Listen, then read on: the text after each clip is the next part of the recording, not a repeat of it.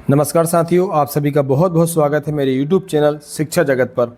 जैसा कि हम सभी जानते हैं साथियों, हमें एक उम्मीद ये हो रही थी आने वाले समय में मध्य प्रदेश में जितने भी जो हमारे शिक्षक बंधु हैं, तो पहली चीज़ तो ये क्लियर थी लगभग कि जो आने वाला समय है उसमें हम लोगों को 100% जो वेतन है वह देखने को मिल सकता है। एक चीज़ तो ये हुई थी क्लियर। सेकेंड, अगर हम बात करें साथियों, तो जो पुरानी वाली भर्ती है जिसमें 2021 की अगर हम बात करें तो आप देखेंगे कि 2021 हो या फिर 2023, ये जो दो भर्ती हुई हैं तो इनके सभी साथियों का प्रोविज़न पीरियड तो पूरा हो चुका है। मतलब अगले महीने से जो 2023 वाले साथी हैं उनको भी मई में जो वेतन आएगा वह 100% वेतन मिलने वाला है। लेकिन उनको एरियर के रूप में जो बड़ी राशि मिलने वाली थी, अब उस पर थोड़ा सा संकट गहराता जा रहा है। तो आज जो एक न्यूज़ आई है उसमें हम ये डिस्कस करेंगे कि आने वाले समय में हम लोगों को 100% वेतन मिलने की कितनी संभावनाएँ हैं। क्योंकि कहीं ना कहीं यहाँ पर देखेंगे सरकार ने अब जो है सुप्रीम कोर्ट का रुख जो है वो तय कर लिया है। क्योंकि high court, MP high court ने ये डिसीजन दिया है कि आपको 100% जो वेतन है वो देना पड़ेगा, क्योंकि आप जो 70, 80, 90% वेतन दे रहे हैं वो असंवैधानिक है। सेकंड बात करें तो आपको एरियर के रूप में भी एक राशि जो है वह सभी कर्मचारियों को देनी पड़ेगी। तो देखेंगे साथियों कि इसके संबंध में लेटेस्ट अपडेट क्या है और आगे इसमें क्या हो सकता है। क्लियर है? चलिए तो देखते हैं। अब यहाँ से आप देखेंगे कि आज ये साथियों न्यूज़ है, इसमें आप देख पा रहे हैं कि समान कार्य समान वेतन, हाईकोर्ट के फैसले को सुप्रीम कोर्ट में चुनौती यहाँ पे दी गई है। किस पक्ष में चुनौती दी गई है आइए समझते हैं। हेडिंग है कि नई भर्तियों में जो प्रोविजन पीरियड है, अभी आपको मालूम है कि हाईकोर्ट ने बोला था कि 2 साल कीजिए, तो 3 साल से 2 साल करने के लिए सरकार जो है वो तैयार नहीं है। और यहाँ पे आप देखेंगे 70, 80, 90 जो % वेतन है, नियम अभी भी बरकरार रखा गया है। मतलब अभी हमारे जो साथी हैं जो वर्ग 2 और वर्ग 3 में कुछ महीनों में ज्वाइन हो जाएंगे, उनको भी अभी वही वेतन मिलेगा। मतलब नया वेतन उनको अभी नहीं मिलने वाला। तो हालांकि ऐसा नहीं है कि नहीं मिलने वाला, अभी मामला कोर्ट में है और हमेशा उस पर पूरा भरोसा है कि यहाँ से कर्मचारियों की जीत होगी। अब देखें आप, प्रदेश के 40,000 सरकारी कर्मचारियों के वेतन और एरियर से जुड़ा मामला जो है वो अब कहाँ पहुँच गया? सुप्रीम कोर्ट में पहुँच गया है। राज्य सरकार ने हाई कोर्ट के उस फैसले को चुनौती दी है जिसमें 3 साल के प्रोबेशन पीरियड और इस दौरान मिलने वाले 70, 80, 90% वेतन के नियम को असंवैधानिक करार हाईकोर्ट ने इसको दिया है। राज्य सरकार के द्वारा दायर एसएलपी जो है वर्तमान में सुप्रीम कोर्ट में डिफेक्ट लिस्ट में है। अब आप देखेंगे ये जो केस नंबर यहाँ से दिया हुआ है, इस मामले में क्या है, कुछ कमियाँ इसमें पाई गई हैं। सरकार के पास इन कमियों को दूर करने के लिए केवल 90 दिन मतलब 3 महीने का समय है। जब तक त्रुटियाँ नहीं सुधारी जाती हैं तब तक मामले की औपचारिक सुनवाई जो है वो नहीं होगी। अब इसमें देखेंगे मामले में ट्विस्ट आने वाला है, आप लोग अच्छे से समझिए इस चीज़ को। इसके लिए कर्मचारियों ने पहले ही अपनी तैयारी कर रखी है और उन्होंने कैविएट जो है सुप्रीम कोर्ट में लगाई है। इसका मतलब ये है कि जब मामला सुप्रीम कोर्ट में सुनवाई होगी तो कर्मचारियों का पक्ष भी सुना जाएगा, एक तरफा फैसला नहीं लिया जाएगा। सरकार की इस अपील के खिलाफ कर्मचारियों ने तैयारी जो है पुख्ता कर ली है।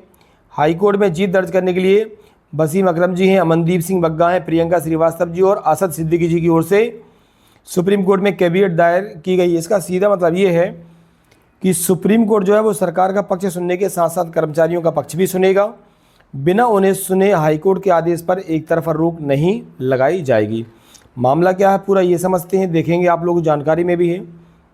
हाईकोर्ट ने 6 जनवरी 2026 को ये फैसला दिया था कि 2019 के उस सरकारी आदेश को रद्द कर दिया था जिसमें कर्मचारियों के वेतन में कटौती का प्रावधान था। कोर्ट ने समान कार्य के लिए समान वेतन के सिद्धांत को आधार मानते हुए आदेश दिया था कि कर्मचारियों को नियुक्ति के पहले दिन से ही 100% वेतन दिया जाए और पिछला जो है वो एरियर के रूप में राशि जो है वो दी जाए।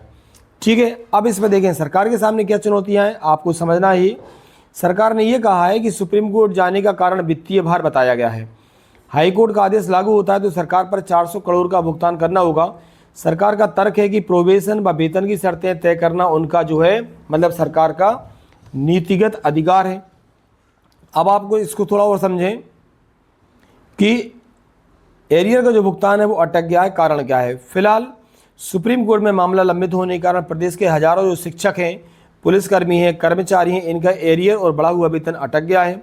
अब सभी की जो निगाहें सुप्रीम कोर्ट की सुनवाई पर टिका है। ऐसी उम्मीद है कि मई के महीने में ये सुनवाई अब यहाँ से होगी। अब देखिए अगर आने वाले समय में इसमें क्या हो सकता है, या तो गवर्नमेंट पे जुर्माना भी लग सकता है या याचिका खारिज भी हो सकती है। सुप्रीम कोर्ट के नियमों के अनुसार याचिकाकर्ता मतलब जो राज्य सरकार ने किया है, इन कमियों को सुधारने के लिए 90 दिन का समय दिया गया। कितने दिन का? 90 दिन का।